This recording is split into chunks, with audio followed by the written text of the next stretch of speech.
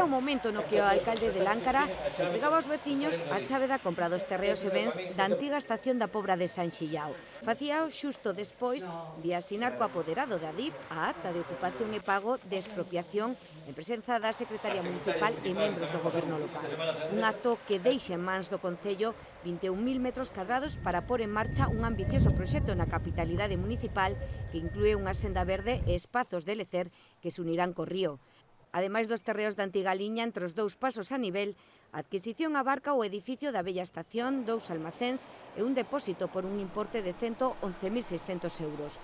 Unha cantidade para a que o Concello contou co apoio económico da Deputación de Lugo, que achegou 75.000 euros a través dun convenio asinado entre o presidente e o alcalde o pasado mes na localidade. Un paso máis cara a ese plan especial municipal que mudará por completo a imaxe da Pobra e de Láncara no seu conxunto.